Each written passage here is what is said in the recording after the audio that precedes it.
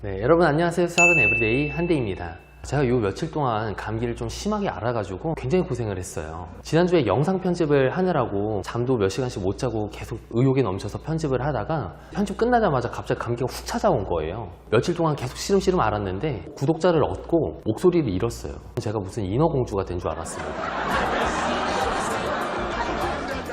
여러분들 몸 건강 잘 챙기시고요. 특히 학생분들, 지금 중학생, 고등학생, 대학생분들은 시험 기간이니까 몸 건강 더 챙기시길 바라겠습니다. 저도 아직 완벽히 낫진 않았는데 그래도 이렇게 촬영을 하러 왔습니다. 저는 프로니까요. 자, 오늘은 제곱근의 역사에 대해서 말씀드리는 시간을 갖도록 할 텐데 이게 되게 웃깁니다. 한국말로 제곱근이라고 하면은 숨이 딱 하고 막혀요. 근데 영어로 표현하면 굉장히 편안합니다. 제곱근이 영어로 루트거든요. 오늘은 루트의 역사, 루트가 어떻게 생겨났는지에 대해서 말씀드리는 시간을 갖도록 하겠습니다. 결국에 루트라는 것은 무리수를 표현하기 위한 기호란 말이에요. 그러다 보니까 이제 무리수의 발생 배경에 대해서 말씀을 안 드릴 수가 없는데 무리수의 발견은 이 수학자를 빼놓고 갈 수가 없습니다. 우리가 1편, 2편에서는 한 1500년대, 1600년대 배경을 가지고 얘기를 했었단 말이에요. 그거에 비해서 이 사람은 굉장히 옛날 사람인데요. 기원전 582년경에 태어난 여러분들도 아주 잘 알고 있는 수학자 피타고라스입니다. 피타고라스는 이집트와 바빌로니아에서 공부를 한 뒤에 그리스로 돌아가게 되고 제자들을 조금씩 계속해서 모으게 됩니다. 제자들을 이렇게 모아서 피타고라스 학파를 만들게 되는데요. 피타고라스는 자신의 제자들을요, 두 부류로 나누게 됩니다. 자신의 수업을 듣긴 듣지만 토론에는 참여하지 않는 학생들과 자신의 수업도 듣고 심층적인 토론에 참여하는 제자들 분류를 하게 됩니다. 피타고라스 자기가 연구하고 공부한 심오한 지식들은 이들에게만 전달을 하게 됩니다. 그 당시에 이 사람들은 아쿠스마틱스라고 불렸고요. 이 사람들은 마테마티코이라고 불렸습니다. 무슨 마법 이름 같죠? 아쿠스마틱스, 마테마티코이. 이 제자들이 실질적으로 피타고라스 학파라고 보시면 되는데 이들을 칭하는 마테마티코이라는 단어는요, 시간이 흘러서 라틴어 마테마티카로 변형이 됩니다. 이게 무슨 뜻인가? 한번 스펠링을 보면 마테마티카, 영어로 매스매틱스, 한 글자 차이인데요. 라틴어로 수학을 뜻하는 단어로 파생이 됩니다. 피타고라스 학파가 수학에 얼마나 큰 영향을 미쳤는지 추측을 해볼 수 있는 부분이죠. 그 중에서도 피타고라스 학파의 가장 큰 자랑거리는 피타고라스 정리인데요.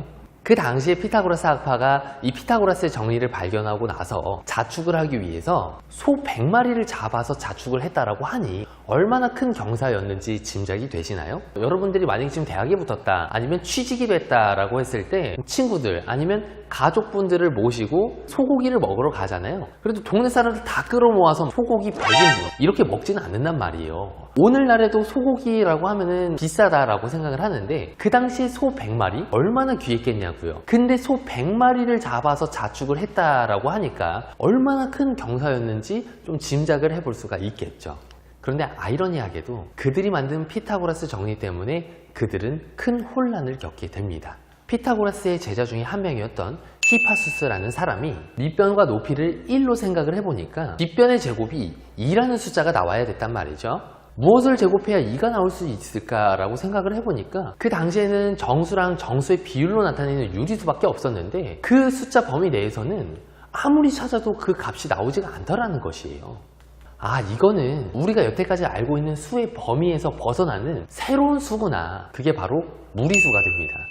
그래서 히파수스가 피타고라스 학파에게 이 무리수의 존재에 대해서 언급을 했더니 피타고라스 학파가 이렇게 얘기를 합니다. 너 어디 가서 그런 얘기 절대 하고 다니지 마. 세상에 알려줘서는 절대 안 돼.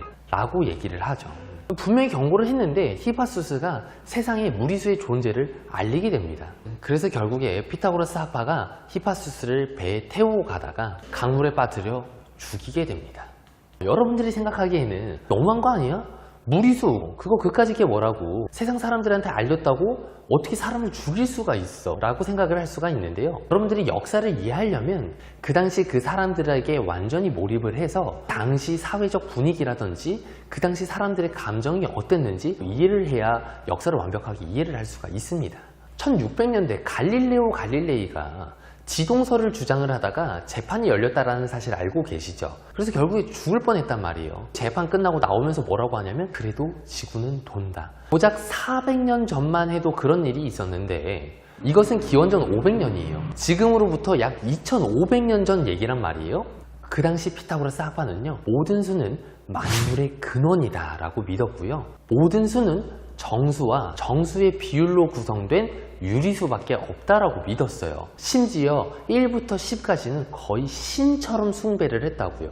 이들에게는 철학적인 부분을 건드린 것 뿐만 아니라 그들의 신념을 완전히 박살내버리는 그런 행동이었단 말이에요. 그래서 이들은 그런 무리수의 존재가 알려지게 되면 세상에 큰 혼란을 야기할 수 있다라고 얘기를 하면서 절대 세상에 알려지면 안 된다라고 분명히 경고를 해요. 근데 히파수스가 그것을 알려버리게 된 것이죠.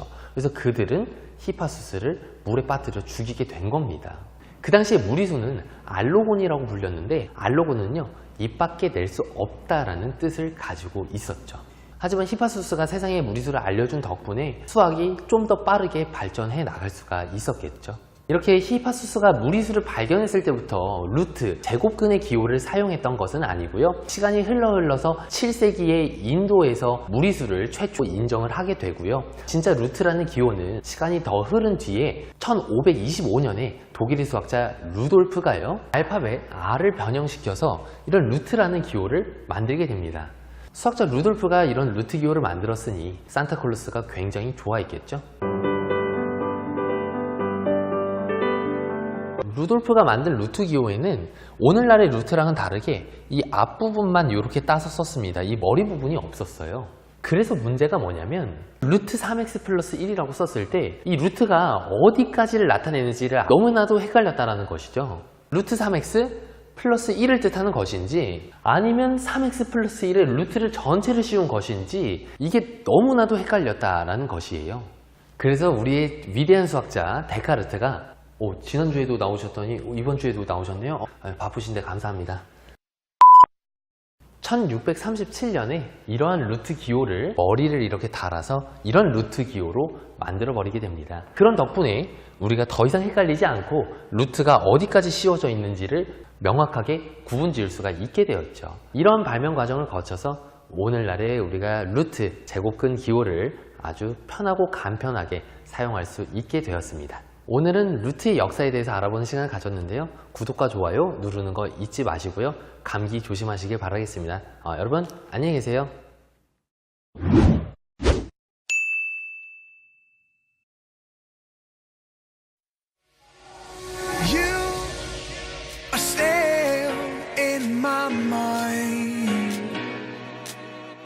The truth is so hard to find.